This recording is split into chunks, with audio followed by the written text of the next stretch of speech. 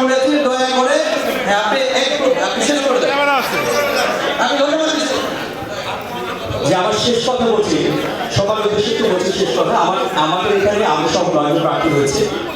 আমি বঙ্গে হাজার ভাই রয়েছেন এখানে, সম্মানিত বঙ্গে আমি তাকে পছন্দ করি। মামুলের ভাই রয়েছে, মিজান ভাই রয়েছেন, আমি সবার নাম